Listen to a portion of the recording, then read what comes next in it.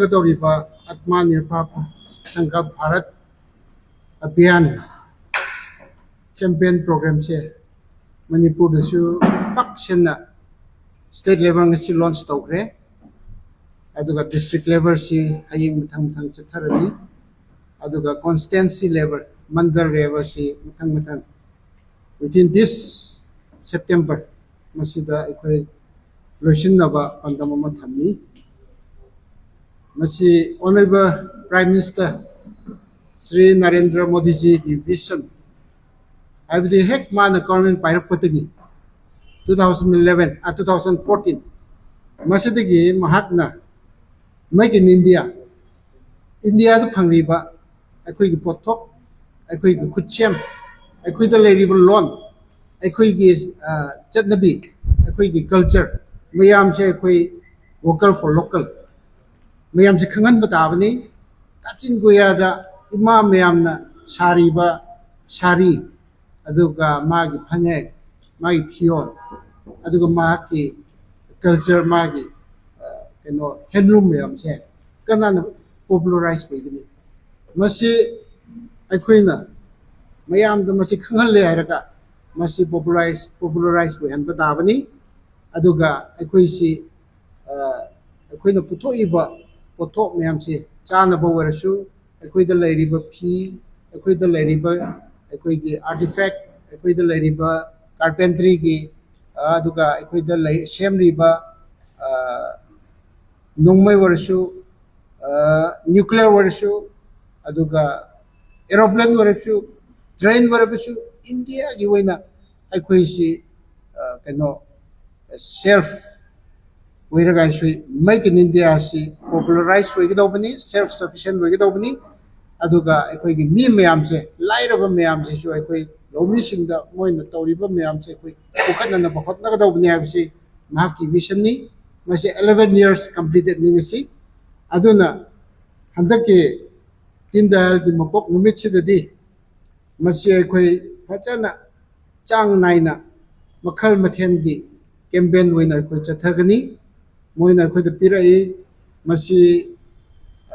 government of Manipur dasu government of India dasu masi involved to phamthoi tawgudobani masi challaga hairaga moi gi department singi mathau pangthok phamthok pa mayam sisu involved tawraga coordinate tawraga aikoi masi popularize we hangani awareness campaign chathagani abisisu aikoi da thambirami aduga aikoi gi print and media mayam dasu moi gi cooperation sik tawraga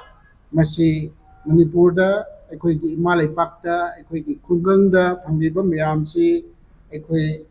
achana yokhat le araga support pi re araga masi aikoi gi self sufficient we ba aikoi ne semjaba mayam si aikoi khakta sijin na bana ta ba ningon su aikoi phangana na bahot na ba masi mayam se aikoi gi khutta leire aduna masi from 25 September to till Adal Bihari Vajpayee Honorable late Prime Minister mahaki mabok numit phawa 25 December phawa masi muthang chatkani masida aikoi gi college da essay competition laye aduga aikoi gi makhal mayam gi aikoi youth sing gi society mayam gi rally mayam su lakani Durga Puja matamda aikoi store gi hangthoga aikoi na semjariba utho iba pot mayam si so aikoi madu yon bigani aduga Diwali dasu madu aikoi popularize tawraga madu aikoi leihangani Christmas dasu adumba mayam si festival khudingi aikoi gi pothok mayam si aikoi leinare aduga leibire haraga aikoi lomi singda semriba aikoi gi sinmi singda aikoi support tobise aduga mayam si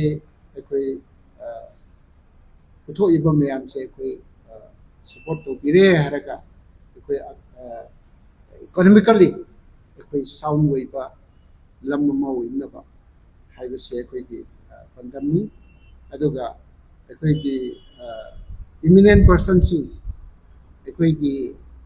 actor actress aduga aikoi gi doc show da yamna powerful mission gi so aikoi mateng lawrakani moina so aikoi da cooperation pire haraga ꯃꯁꯤ ꯀꯔꯝꯍꯥꯏꯅ ꯑꯩꯈꯣꯏ ꯄꯣꯄꯨꯂꯔꯥꯏꯖ ꯑꯣꯏꯍꯟꯁꯤꯔꯥ ꯀꯦꯝꯄꯦꯟꯁꯤꯗ ꯃꯣꯏ ꯃꯇꯦꯡ ꯄꯥꯡꯍꯟꯁꯤꯔꯥ ꯍꯥꯏꯕꯁꯤ ꯃꯁꯤꯁꯨ ꯑꯩꯈꯣꯏ ꯀꯟꯅ ꯑꯩꯈꯣꯏ ꯆꯠꯊꯒꯅꯤ ꯚꯥꯔꯠ ꯁꯔꯀꯥꯔ ꯁ꯭ꯄꯦꯁꯦꯜꯂꯤ ꯂꯦꯠ ꯕꯥꯏ ꯄꯤꯖꯤꯕꯤ ꯒꯚꯔꯟꯃꯦꯟꯠꯅ ꯄꯥꯡꯊꯣꯛꯏꯕ ꯑꯗꯨꯒ ꯄꯥꯏꯈꯠꯂꯤꯕ ꯁ꯭ꯀꯤꯝ ꯀꯌꯥ ꯂꯣꯟꯆ ꯇꯧꯈꯤꯕ ꯁ꯭ꯀꯤꯝ ꯀꯌꯥ ꯑꯁꯤꯁꯨ ꯑꯩꯈꯣꯏꯒꯤ ꯄ꯭ꯔꯖꯥꯁꯤꯡꯗ ꯑꯩꯈꯣꯏꯒꯤ ꯈꯨꯡꯒꯪ ꯃꯌꯥꯝꯗ ꯑꯩꯈꯣꯏ ꯂꯥꯏꯔꯕ ꯀꯌꯥꯗꯁꯨ ꯑꯩꯈꯣꯏ ꯍꯧꯖꯤꯛ ꯀꯌꯥꯁꯨ ꯐꯪꯉꯤ ꯐꯪꯗꯕ ꯀꯌꯥꯁꯨ ꯂꯩꯔꯤ ꯃꯗꯨꯁꯨ ꯑꯩꯈꯣꯏ ꯈꯪꯍꯜꯂꯦ ꯍꯥꯏꯔꯒ ꯈꯪꯅꯅꯕ ꯑꯩꯈꯣই ꯍꯣꯠꯅꯕꯤꯒꯗꯧꯕꯅꯤ ꯍꯥꯏꯕꯁꯦ ꯑꯩꯈꯣꯏꯗ ꯄꯥꯎꯇꯥꯛ ꯄꯤꯕ ꯁꯤꯒꯨꯝꯕ ꯀꯦꯝꯄꯦꯟ ꯃꯈꯜ ꯑꯃꯅꯤ ꯑꯠꯃꯥꯅꯤꯔꯚꯔ ꯚꯥꯔꯠ ꯁꯪꯀꯜꯞ ꯑꯚꯤꯌꯥꯟ ꯍꯥꯏꯕꯁꯤꯗꯤ make in India self reliance and campaign with catering ꯍꯥꯏꯕꯗꯤ ꯃꯌꯥꯝꯁꯤ ꯄꯨꯟꯁꯤꯜꯂꯦ ꯍꯥꯏꯔꯒ ꯃꯁꯤ ꯀꯦꯝꯄꯦꯟ ꯑꯩꯈꯣꯏ ꯄꯨꯊꯣꯛꯆꯔꯁꯤ ꯍꯥꯏꯕꯁꯤ ꯃꯁꯤꯗꯒꯤ ꯂꯣꯟꯆ ꯇꯧꯕꯤꯈ꯭ꯔꯦ ꯍꯥꯏꯕꯁꯤ ꯑꯩ ꯃꯌꯥꯝꯒꯤ ꯃꯃꯥꯡꯗ ꯑꯩꯈꯣꯏꯒꯤ ꯄ꯭ꯔꯤꯟ ꯑꯦꯟ ꯃꯦꯗꯤꯌꯥ ꯑꯗꯨꯒ ꯑꯩꯈꯣꯏꯒꯤ ꯄ꯭ꯔꯦꯁ ꯏꯆꯤꯟ ꯏꯅꯥꯎ ꯅꯨꯡꯁꯤꯔꯕ ꯏꯆꯤꯟ ꯏꯅꯥꯎ ꯃꯌꯥꯝ ꯃꯃꯥꯡꯗ ꯑꯩ ꯐꯣꯡꯗꯣꯛꯆꯅꯤꯡꯉꯤ ꯑꯦꯁ ꯀꯟꯚꯤꯅꯔ ꯑꯃ ꯑꯣꯏꯅ ꯑꯩꯍꯥꯛꯅ ꯀꯟꯚꯤꯅꯔꯅꯤ ꯑꯩꯒꯤ ꯔꯥꯏꯠꯇ ꯂꯩꯕꯁꯤꯅ ꯕꯤꯀ꯭ꯔꯝ ꯂꯨꯀ꯭ꯔꯝ ꯃꯍꯥꯛꯅ ꯀꯣ ꯀꯟꯚꯤꯅꯔ प्लस मीडिया इंचार्ज अगी मरुप मनी कामई महागना को कन्वेनर मेंबर अखोई स्टेट लेवल की कमिटी नि अदुना अखोई हिराम खुदिंगदा अखोई की प्रिंट एंड प्रेस अदुगा मीडिया फ्रेंड्स नोई की मतेंग लौरकनी लोइनना अखोई बो कोऑपरेशन पीगनी हनी अखोई थाजै मरमदी लेबाक अमा चौखटपा अदुगा सेमकटपसिदा अखोई प्रेस की इचिनाव की मतेंग अदुगा नोई की encouragement नोई की vision नोई की थम्फम थोकपा अदुम्बा टारगेट अमा यौना थुंगनबा मदु यौद्रबदी सक्सेसफुल ngamde अदुना अखोई मतम मतमदा अखोई नोई की मतेंग निरकनी cooperation pigani ai thajai up to 25th December फाउ अखोई आत्मनिर्भर भारत संकल्प अभियान से सक्सेसफुली अखोई मणिपुर दसु पक्षन अखोई चथनब होटनरसे हाबसे आई प्रेस ब्रीफिंग से